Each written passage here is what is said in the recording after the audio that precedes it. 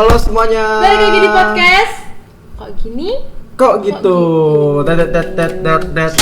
Sering. Sudah sangat terasa sekali kegabutan akan corona ini, kawan-kawan. Saya sudah Jadi bingung. tiba di titik yang sudah tidak mengerti lagi harus bagaimana ini. Koprol.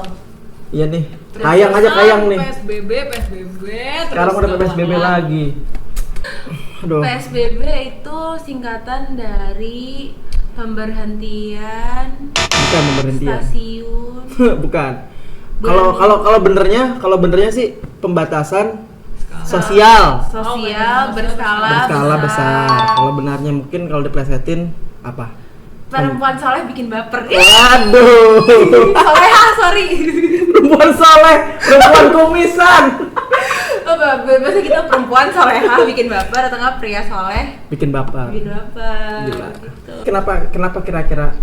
Maksud gua kalau memang PSBB itu ada dampaknya, seharusnya cukup satu kali PSBB aja ya nggak sih? Nah, menurut lo PSBB tuh bukan berguna apa ya? Kayak Malah jadi maksudnya kan kalau kata lo tadi kenapa PSBB? Kalau misal PSBB ada dampaknya, seharusnya kan memang sekali aja. Nah, bukannya karena ada dampaknya jadi dilakukan berkali-kali. Berarti nggak ngepek kalau berkali-kali gitu nggak?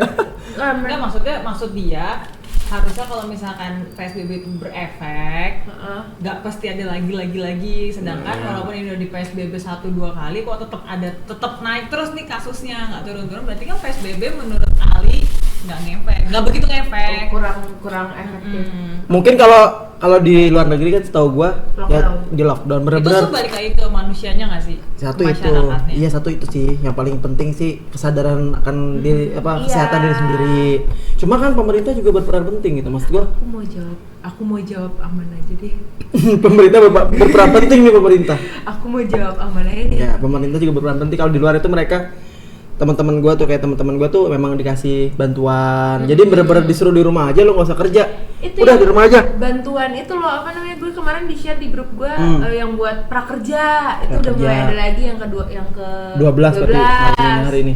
Tapi menurut gue ya pemerintah tuh isinya, gue percaya aja gitu kalau pemerintah itu di dalamnya pasti ada orang-orang yang mereka pun juga memikirkan ini, makanya harus PSBB. Sementara kan kita cuma sebagai pengamat politik via TikTok gitu dan Instagram kan pengamat. pasti lebih banyak kayak pasti lebih tahuan mereka lah kondisi real sebenarnya. Ya kalau gue sih mikirnya juga gitu, maksudnya nggak ada masuk jadi anggota parlemen itu tidak semudah masuk ke sekolah gitu. Iya. Pasti semua- banyak tesnya, pasti gue percaya mereka orang-orang pintar. Coba tolong.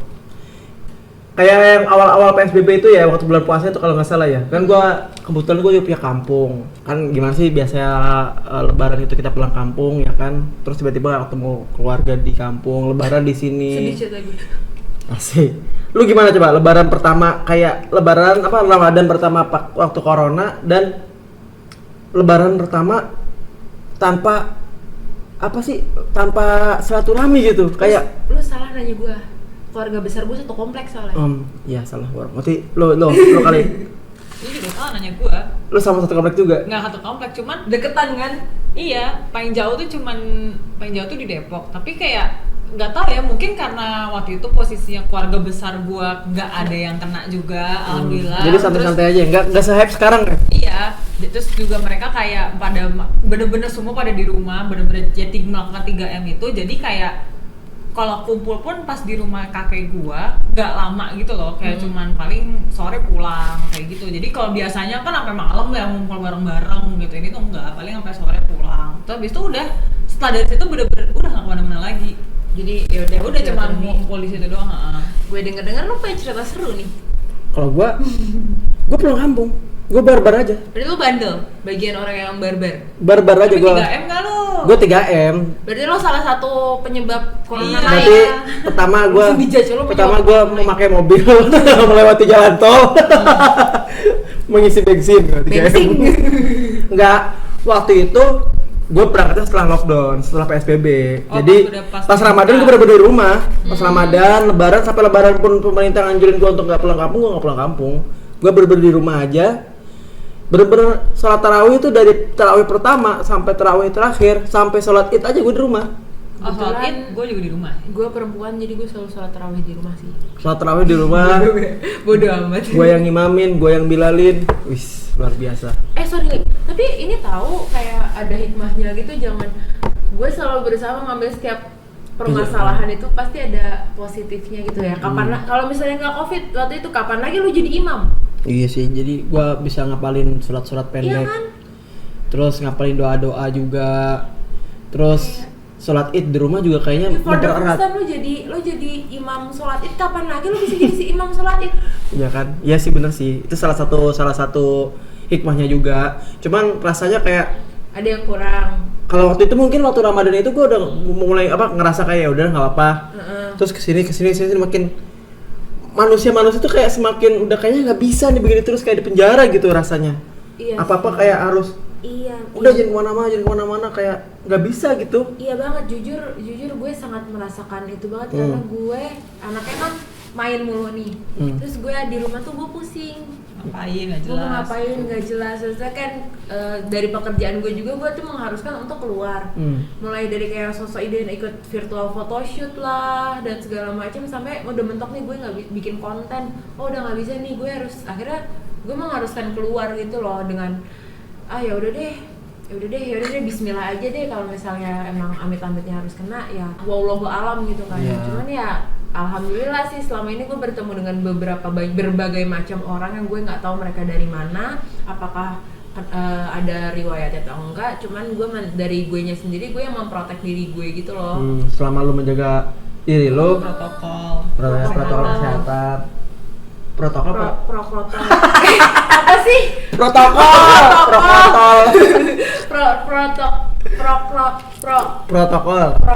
Jangan diplesetin. Protokol. Protokol kesehatan. Sumpah ya kalau misalnya kalian sering kalau kalian sering denger gue ngomongnya agak belibet, kayak itu emang bawaan pabrik. Setelan pabrik ya. Setelan pabrik. Jadi menurut gua ya apa aja ya harus diambil hikmahnya sih. Kayak sekarang ini gua putus kerja sih, dirumahkan juga sama perusahaan. Ada gua pernah ikut sama salah satu event organizer. Akhirnya karena tidak ada event, ya akhirnya gue dirumahkan gitu. Tapi bukan selama corona ini, setelah PSBB kedua kayaknya deh, itu juga akhirnya banyak orang yang udah nikah aja walaupun tamunya dikit, nggak sebanyak itu. Lu nggak Kita kenal kan itu? ngomongnya event ya, bukan wedding organizer. Iya. Ya tapi sama event juga sih, bener. Ya akhirnya kalau sekarang kan sih udah mulai berjalan lagi. Cuma kan nggak sama kayak yang dulu, Jeng. Jadi kayak Real. ya jangan lagi. Ya kan tapi nggak sama kayak yang dulu, Pril. Jadi kalau dulu kan maksudnya kita tuh tempat pasti rame, event. Kalau gua kan eventnya mainnya di event kayak fashion gitu, fashion baju, bazar makanan. Jadi kayak biasanya tuh kayak kita tuh rame gitu. Terus penghasilan tenan-tenan tuh banyak. Terus tiba-tiba merosot, otomatis kan stand itu dikurangin. Udah gitu kan kita harus mengurangi traffic kan, ya nggak? Sedangkan yang kita jual kan traffic, ngerti nggak? Kita jual itu kan, ini mall rame loh. Sedangkan mall itu dibatasin 50%, terus kita jual apa?